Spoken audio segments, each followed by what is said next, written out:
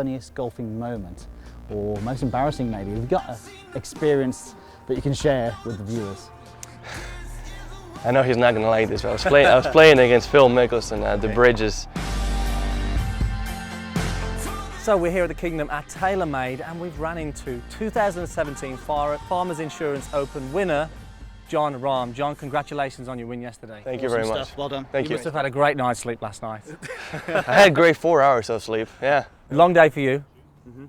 Just talk us through how you're feeling today after your win yesterday. We were there watching you. It was a great experience, and to see that putt going was just incredible. Thank you.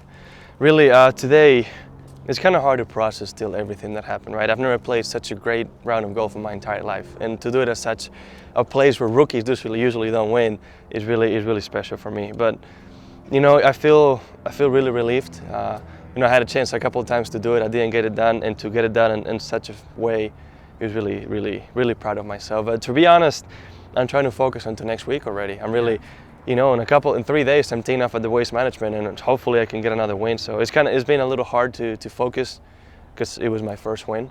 So you know, a lot of text messages, a lot of one-in interviews, but I'm trying to stay positive and try, you know, take all that happened into that week. Brilliant. I think the way that you won the tournament as well was amazing. As Andy said, we were watching it, we were looking at each other going, wow, okay, he's not that one in there, he's not that one in there. That putt on 18 though, I mean, we were probably about 200 yards away. It seemed to take an eternity for us to watch it go in. How about yourself? What were you thinking on that shot? Well, I said many times, it was 60 feet. I saw it on the stats finally. 60. Well, that's 100 feet to me. 60, it felt like a mile to me, honestly. It was, you know, after we decided to break, my caddy guided me through it. I told Adam, just you gotta guide me. I've never seen this spot before. You have, tell me. He told me everything. He told me the most basic thing is just get it to a slope. The slope is gonna take care of it. And then I reminded, you know, all the people that I've seen landing on the slope and backspin back in the water, right? So I was like, okay, this is gonna happen. So we agreed on the line. I hit it. You know, the ball kind of stumbles back and forth, but it just happens on those greens towards late afternoon, right? And just starts breaking right? The first 55 feet took less than a second to me. Like every time you see the video, like, it just takes nothing to get there. And then the last 10 to 5 feet, when I see it striking towards the hole, I'm like, it seemed like everything slowed down. It kind of felt like when you play in the Tiger Woods video game and you're just going towards it and you hear the heartbeat and like the controller starts vibrating and it just stops. And there was like a moment of silence for me. Like when I see the replay, I keep seeing, like hearing people, you know, going nuts just before it goes in. I didn't hear anything. No. I just saw the ball rolling, and I'm like, I see it going right and left, and I'm like, is it gonna go in? And then the last second when it goes left, my eyes just open. I'm like, no way. And then when it went in, it's just boom, exploded, right? It really, you know, I keep thinking about it. It felt like 35 minutes at least. Yeah, I mean, you know, a two-putt would have been fantastic, but to get that in, to finish that round off in style, and as you said, the best round of your life there almost, I think it's a great way to win the tournament. Now, John, are you 21 or 22? I'm 22. 22. Now, a lot of the guys at home are watching, especially the younger guys. They'll see you having this great success very early, which is great. You know, a PGA Tour winner now. What advice would you give to the guys at home? We know it takes a lot of sacrifice and hard work behind the scenes to get to where you are. What advice would you give those guys? Really, you know, if you're gonna go practice and if you like it, enjoy it as much as you can. You know, one of the things I see people nowadays doing that I didn't do is when they're really little kids, they start having this so professional practices with TrackMans and numbers and everything. And I'm like, when I was 13, I would show up to the chipping, and spend about 3 hours doing the most stupid things you could think of. I mean, we'd put golf carts in the way, hit it from the golf cart, through the golf cart, flop shots with other, like 4 irons, 5 irons, anything but normal stuff, right? Even in the range, like even nowadays, I'm 10 minutes hitting straight balls and I get bored. I start hitting hooks, slices, trying to hit posts, trying to hit the golf cart, trying to hit something. High, low balls. I just don't like it making, you know, routine. Like it's ball after ball after ball after ball. It might be who you are, but you need to make practice fun. Yeah. Right. So I like, and as a kid growing up, I also competed a lot. It really wasn't just practice. You know, there was other kids, and all we would do was just, you know, putting tournaments, chipping tournaments. Use that imagination. Everything. Yeah, everything. We just go to the chipping green, and you know, I would go to my strengths. I would go to chipping and flop shots everywhere. Right, other people go for like to do. Exactly, just or then bump and run, right? So you get used to having to play every different shot.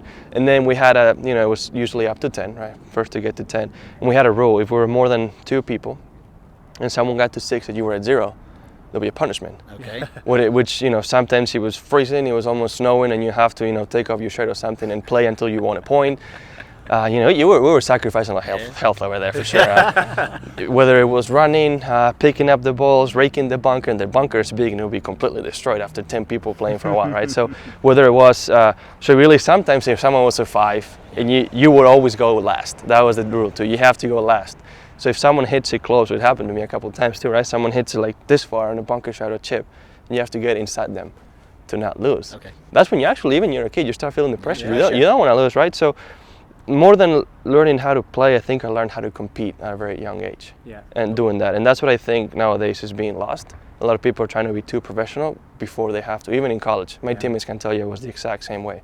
I hit 5 balls, probably drove coach nuts. I mean, I hit like 5 minutes of balls seriously, and then I'll just get bored and start doing stupid things. Yeah, so the having fun side of it as well was a key thing for you, and you can see that when you play on the golf course, you're having fun, and we saw you yesterday having a laugh and a joke, and that sort of breeds into the game as well, doesn't it? Well, I mean, it does, and you can have some of those shots eventually, some of those crazy things happen. I mean, the day before, 13, the pin was right, I missed it right, I needed to hit a flop shot into a very tight area.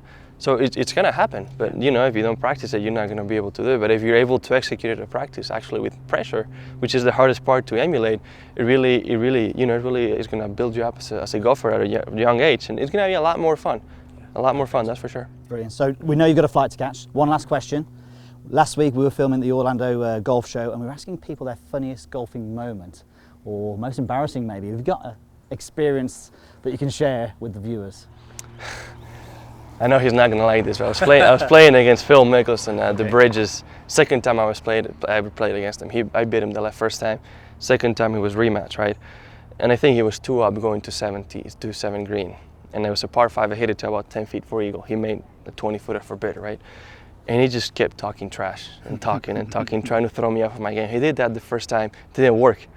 He was keep trying to do it the same thing. I would step up in the putter and to hit the putt and start talking and moving. Right, I'll step back. I think I stepped back 2 or 3 times. And the last time I made it.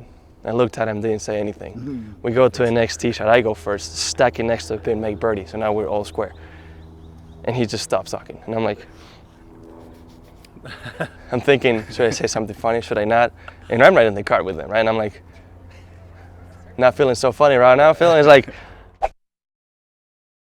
you know?